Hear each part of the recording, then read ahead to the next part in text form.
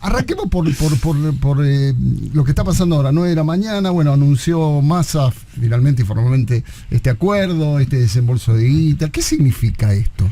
Mira, muy importante. La verdad que el anuncio de hoy, yo creo que hay que valorarlo mucho. También el tono que le puso y el contenido del anuncio. Dijo básicamente lo que me parece que es el ABC del fondo, que debería ser obvio, no habría que repetirlo si no hubiera una campaña para confundir, para sacarse la responsabilidad de parte de la oposición y de los medios que los acompañan, ¿no? Uno, el Fondo Monetario fue, entre las muy malas decisiones del gobierno de Macri, la peor, la más dañina y la que más condiciona para el después, digamos, para el ahora sería. Ya cuando había tomado deuda 100 años vimos que estaba dispuesto a hipotecarnos la casa, el auto, la vereda y la escuela, todo.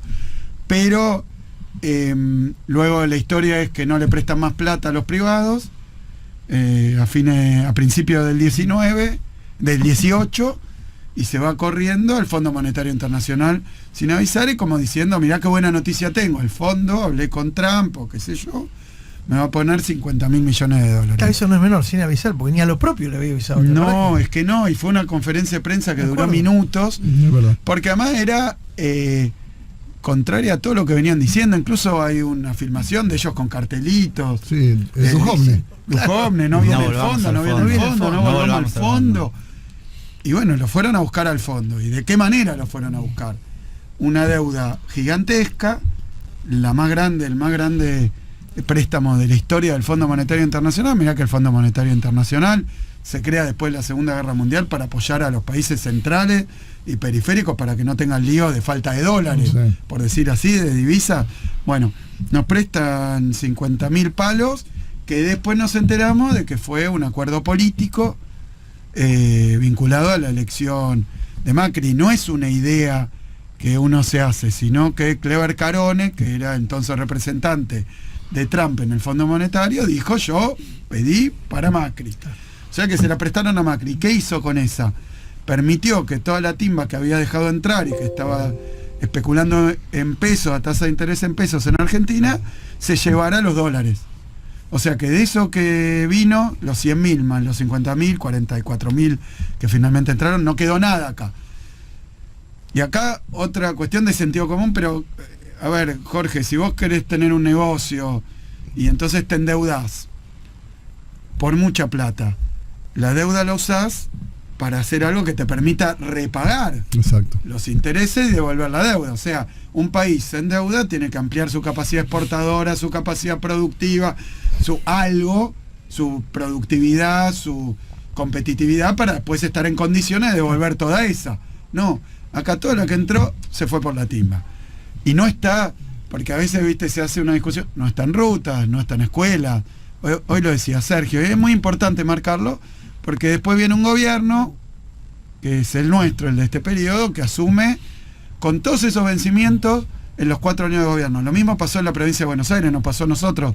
Toda la que había tomado Vidal vencía en los 4 años de nuestro gobierno. Entonces hubo que ir a reestructurar la deuda con los privados, en provincia y en nación, y en varias provincias también, y luego irá a negociar con el fondo. ¿Qué problema hay con el fondo a diferencia de un privado? Con un privado está el tema de los vencimientos, de los pagos. Con el fondo hay también una suerte de auditoría. Claro. Vos firmás un contrato con el fondo, no es solo te presto, me devolves, sino también yo te voy a supervisar. Eso es lo que firmó Macri. Eso digo, de la mochila que nos dejó, sobre la mochila nos tiró varias piedras más. Ahora, ¿es un mal necesario el fondo? Digo, hay que recurrir. No. Néstor pagó, Néstor lo sacó encima todo, pero no todos los países, y menos Argentina. Argentina, cuando asume Macri, la posibilidad de tener que ir a buscar al Fondo Monetario era cero. Solo lo dijeron ellos. Sí, claro. Sí, me acuerdo. Pero ellos dijeron algo también sobre lo que vuelvo, porque dice, pero Macri. Pero claro, escúchame, fue un gobierno espantoso que deja un montón de dificultades, limitaciones y condicionamientos, y no se puede hablar de eso porque es echarle la culpa. Ellos nunca han hecho ni una autocrítica ni pedido una disculpa. Incluso los candidatos de hoy bancan a muerte lo que hizo Macri. Entonces vienen a hacer lo mismo. Entonces es importante repasar Bueno, ahora también bancan el blindaje del 2001, pero porque son todos Larreta y Bullrich, funcionarios de la Alianza de 2001. Y bueno, y Larreta venía de antes, ¿no? Estuvo también en el gobierno de Rucauf. Bullrich, con toda su experiencia política, no son recién nacidos, no había una cunita en la puerta de la Argentina y estaban Ahora, con los pañales Bullrich y Larreta y nos los encontramos, Axel, y recién llegado novedoso. Para que digo una cosita más del tema deuda y Fondo Monetario. El Fondo Monetario, el problema que tiene es que pretende condicionar estos paquetes, son enlatados, como el software enlatado, como son un mismo programa económico para cualquier país. Ahora está muy endeudado Egipto. ¿Qué programa le proponen?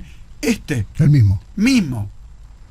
Entonces estamos con esa dificultad. No nos sirve ese programa del fondo. Nosotros decimos también lo que pide el fondo, que para no ponerse demasiado abstracto o general, capaz que en algún lado funciona.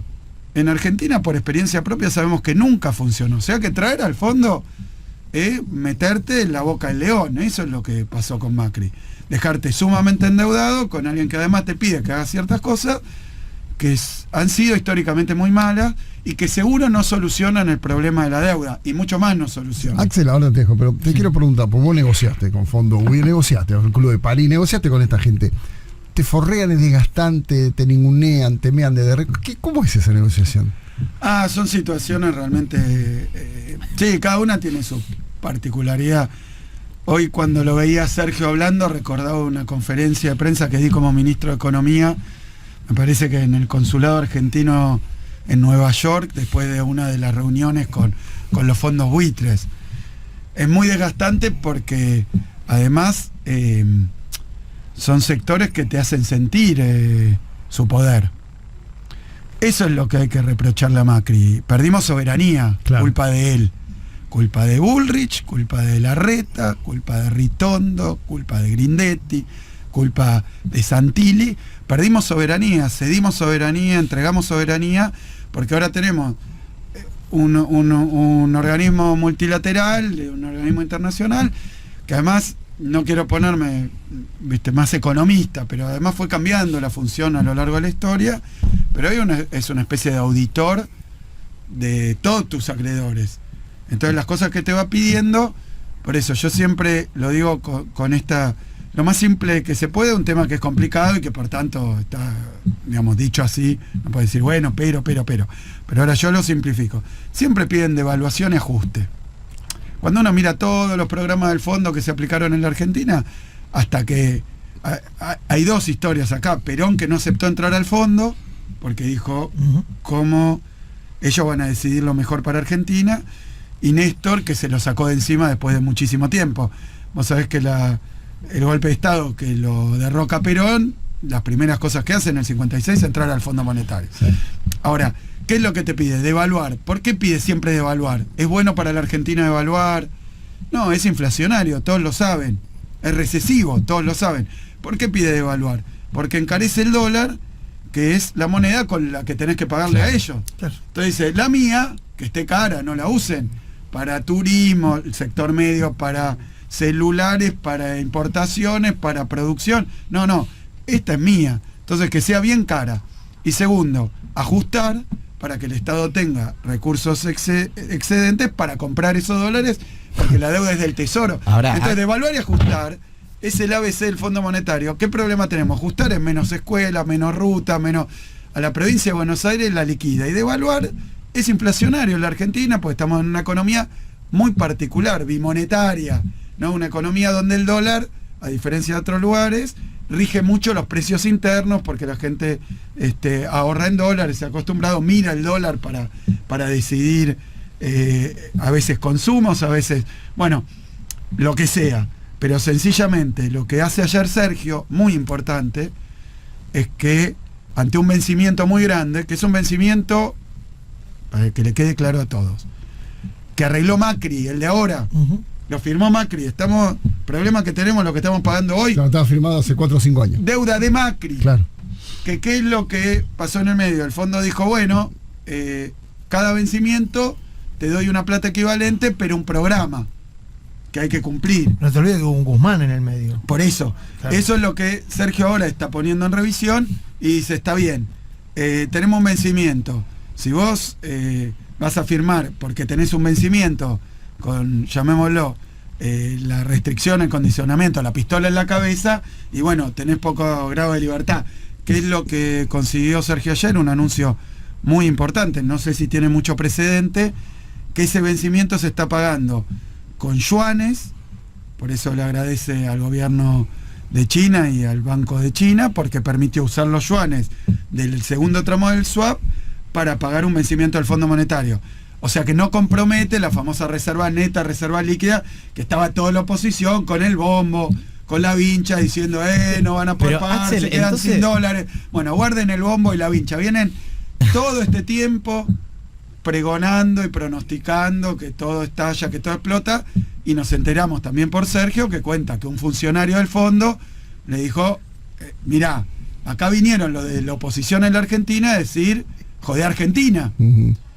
Y le dice un funcionario del fondo, mirá esto ya para los anales de la historia, qué poco patriotas, qué poco patriota tu oposición, que viene a decir, joder a la Argentina porque me beneficia. Yo quisiera escuchar a algunos de ellos diciendo que no hicieron esto, porque cuando fue lo de los fondos buitres y estaba yo en la situación de negociar con los fondos buitres, iban también en el contexto electoral a hablar con los fondos buitres y a decirle, no arregles nada porque yo te voy a pagar toda la que pedís y más. Y efectivamente, claro, te pagaron todo y más. Todo. Igual, entonces trabajan para los buitres. Yo no fui de la espina, fue más que obvio, sí, que lo asumió. Se autoincriminó. En 2018, vos lo decías, el fondo le dio $50.000 millones a Macri para que haga su campaña, préstamo récord. Uno podría decir que el fondo estaba básicamente militando la campaña de Macri. Ahora, la verdad que la situación de ahora, de este momento, en donde el fondo discutió hasta la última coma para dar desembolsos que son para pagar la deuda de Macri, que pide ajuste fiscal en medio de una sequía sin precedentes, que pide devaluación en medio de un shock negativo como este. La verdad que da la sensación de que el fondo hoy también está militando la campaña de Juntos por el Cambio. Mira, lo que viene haciendo el fondo es de un alto grado de inconsistencia.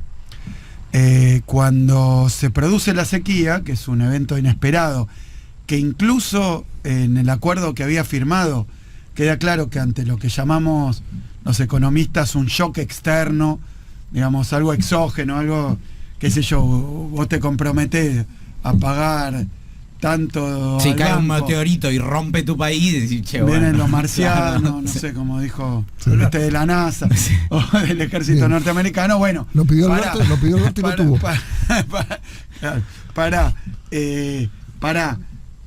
No podemos cumplir la meta fiscal, la meta de reservas, si hay $20.000 millones menos de ingresos de divisas y $5.000 millones menos de ingresos públicos, porque vino una sequía, la peor de la historia y del registro, en zona núcleo, en provincia de Buenos Aires, muy muy fuerte, en los sectores, digamos, históricamente más productivos. Entonces es inconsistente lo del fondo.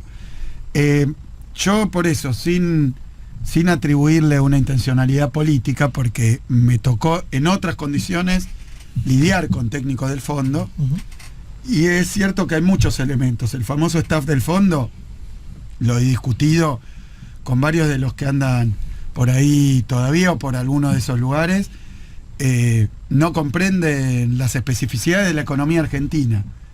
No las comprenden realmente, a punto tal que, por ejemplo, voy a dar mis pruebas porque entonces dicen, no, es una discusión ideológica. Pero fíjate, el fondo pronostica habitualmente cuánto va a crecer un país, ¿no? Durante los gobiernos kirchneristas siempre le pifiaba, para menos. Mira qué casualidad. Tenía como un sesgo donde claro, siempre le parecía que nos iba peor iba peor de lo que realmente iba. Y para el gobierno de Macri siempre pensaba que le iba a ir mejor de lo que finalmente le va. O sea que había un patrón de comprensión o de conducta, puede ser también de alguna afinidad, pero quitale la cuestión de simpatía política, porque evidentemente Sergio también comentó que estuvo hablando con funcionarios del gobierno norteamericano hoy es otro gobierno norteamericano, pero finalmente el Banco de Desarrollo Latinoamericano, la CAF, y el gobierno de China acompañaron esto, hoy Sergio lo llamó puente, que nos permite pagar el vencimiento sin estar de rodillas. Y sigue siendo el fondo un prestamista de última instancia con esta nueva situación. Vos decías, es algo novedoso esto que contó Massa hoy. Mira, yo creo que hay un elemento de novedad histórica, pero que se viene gestando en muchos aspectos.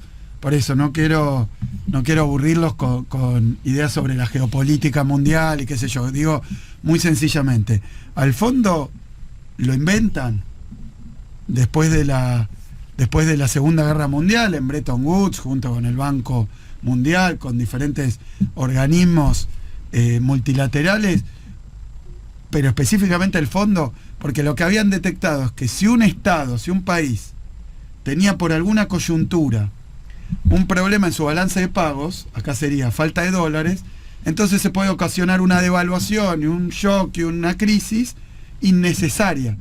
Entonces hacen un fondo, se llama fondo por eso, que tiene unos recursos para bancar a los países cuando hay un riesgo muy alto. Pero eso nunca puede ser, que es lo que uno le reprocha, que incumplió el estatuto con Macri. No le podés dar esa plata a un país, aún estando en una situación de alerta, para que se la dé a los timberos y la fuguen. Claro. Eso nunca, está prohibido. Eso es lo que permitieron con Macri. Ahora, hoy, el problema más grande que teníamos hoy, lo que más inestabilidad generaba, era un vencimiento del fondo. Y el fondo está hecho para que este tipo de cosas, una sequía, no te afecte. Entonces, es raro lo que está pasando y que finalmente tengas que recurrir a terceros porque el fondo te pone el desembolso con el que cubrir un vencimiento que firmó Macri con el propio fondo en un crédito mal otorgado y mal utilizado, pero te lo pone poniéndote en una situación de mayor fragilidad de cara a una elección. O sea que todas estas cuestiones, yo creo que con más tranquilidad y después de las elecciones con Massa presidente, vamos a poder charlarlas con un poco más de profundidad y comprenderlas con más profundidad. Vamos a la noticia, pues. Sí, para mí esta es una elección decisiva. Y algunos dicen, bueno, pero la PASO, voto, no voto. Hay que votar en la PASO. La PASO, ahora, agosto, es central. No hay octubre sin agosto. No hay octubre. Nosotros tenemos que... Sergio Massa decía, esto no es un amistoso, es el primer tiempo. Y los goles hay que hacerlo en el primer tiempo, decía Sergio. ¿Por qué? Porque si los que dicen, yo voy a votar al peronismo, voy a votar Unión por la Patria, pero deja, ahora no, porque la interna no me interesa mucho, o qué sé yo voy a ir a votar... A la reta para parar a Patricia Bullrich, por ejemplo. Nosotros tenemos que tener la mayor cantidad de votos en agosto, porque si no, el gobierno, lo estaba explicando recién con respecto a las cosas que han pasado. Sí. En el 21 no nos fue bien en las urnas, y eso debilitó también al gobierno, claro. En la negociación con el fondo, en la negociación y en la discusión con los empresarios, en todo, en el Congreso no pudimos sacar determinadas leyes, y entonces nosotros necesitamos esa fortaleza desde agosto, porque no hay, octubre sin agosto, no hay noviembre sin octubre, sí, sí. Y no hay los próximos 30 años, no es un periodo, porque ya vimos lo que hicieron cuando no avisaban lo que iban a hacer. Entonces, ¿cuál sería la discusión entre ellos? Gradualismo o shock. El plan de la derecha tiene un solo proyecto: quitarte la educación, la salud, privatizar. Pero, decía, hay diferentes estilos, modos, pero lo que buscan hacer es lo mismo. Por eso digo, guarda, al voto desmovilizado, no es una campaña del miedo. Con solo contarle a un público que tal vez no se informa a través de los medios donde la derecha dice claramente lo que quiere hacer para seducir un público, para seducir un sector que es muy privatista, muy antiestado, pero en la provincia de Buenos Aires, recorriendo el interior, gobiernos locales de Juntos por el Cambio, intendente tal vez radical, educación pública a favor, claro. traer un centro universitario, a favor. La Casa de la Provincia de Buenos Aires, a favor. El viaje de egresados para los pibes, a favor. La computadora para los pibes, a favor. Si sabe que si no hacemos todo eso, un pibe del interior de la provincia, también del conurbano, por supuesto, está en una desventaja tremenda, entonces, no tiene igualdad de oportunidades. Entonces, ¿qué pasa? Pero después la llevan a Patricia Bullrich en la boleta. Mirá vos. Ahora, Axel, entonces vos lo que decís es, che, ese verso, el voto estratégico ahora, eso de votemos la reta para que no llegue Patricia Bullrich, porque vos decís, no, che, los votos tienen que quedar de este lado. Yo creo que hay que dar un resultado lo más contundente que podamos, que hay que ir contra quien sea después, no porque importa. La boleta es un escudo que la Unión por la Patria dice, por un lado, no a determinadas políticas que no es que nos inventamos nosotros porque le leemos la mente o tenemos información. Dicen en la tele que vienen por la salud pública, por la educación pública, que ser obra pública, que dinamitar, que echar a los empleados públicos. Bueno, la provincia de Buenos Aires, que tiene un nivel, un ratio de trabajadores del Estado contra la población, que es bajo en términos nacionales, echar empleados públicos, echar maestros y maestras, es echar médicos y médicas, o, a ver, nosotros, decía, Vidal abrió 65 escuelas, nosotros tenemos ya inauguradas 171 nuevos edificios escolares, vamos a hacer el triple. Entonces, por un lado, es defenderse de que no te cierren la escuela, de que no te la desinviertan, de que haya un parque industrial en tu pueblo, de que tengas la computadora. Es claro, ellos ya fueron gobierno. Había Conectar Igualdad, llegaron, ni una computadora más. Volvimos nosotros con todas las dificultades que puede haber. Hay 168.000 computadoras del Conectar Igualdad, hay 200 ambulancias, hay. Entonces también es defender un escudo para defender lo que se hizo y lo que vamos a hacer. Porque si en 3 años y medio, con pandemia, con dificultades, hemos podido abrir 171 escuelas, 145 centros de atención primaria de la salud, 5.200 kilómetros de ruta, bueno, todos pasaron, o muchos pasaron por el corredor atlántico, la ruta 11 autopista. Estamos haciendo varias rutas provinciales y nacionales, estamos haciendo la Presidente Perón, la ruta 6, camino de cintura, que siempre fue un espanto, estamos invirtiéndolo, ahora vamos a poner colectora, bueno, eso tiene que seguir, ¿lo vamos a parar? No vamos a parar, entonces no es solo defenderse de lo que viene, también defender lo que se hizo y profundizarlo o seguir avanzando en esa dirección. Axel, vamos a cerrar acá porque ya se tienen que ir, pero es bueno que se cuente esto. Es lo que la gente pide, vos viste los oyentes. Hay que contar más. Y lo de los votos es interesante, porque se está especulando con votemos en la interna. No, y el que se quiere quedar a votar, no quiere ir a votar, yo le digo realmente, está muchísimo en juego. Y también uno dice, bueno, me amenazás. Me decís, no, nosotros nos comprometemos a seguir trabajando de esta manera, con todos los condicionamientos que hay.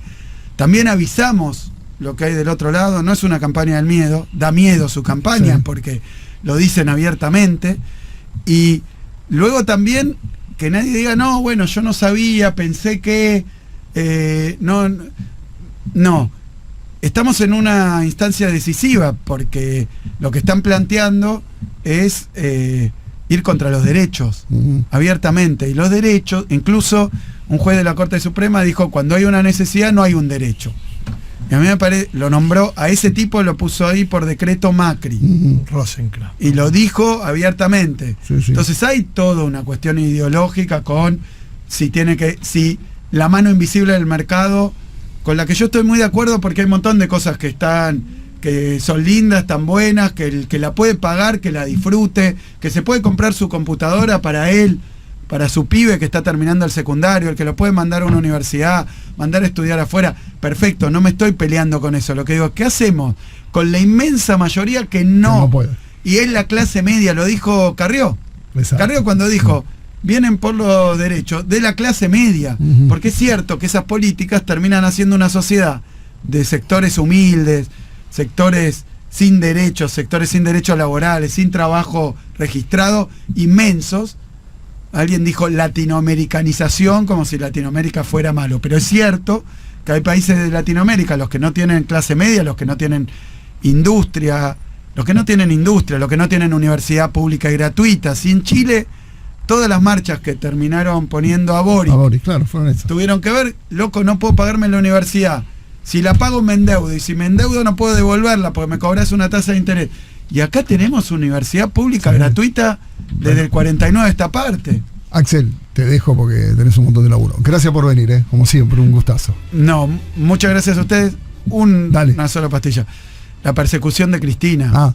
Dale. La persecución de Cristina. Porque todas esas políticas vienen acompañadas, bueno, ellos dicen de palos, dicen de retroceso, pero también han mostrado que son capaces, desde el punto de vista de la persecución judicial y de restringir la democracia, de proscribir a la principal dirigente del campo popular. Entonces, también hay que darle una significación a ese voto. También para eso. Gracias, Axel. Gracias a usted.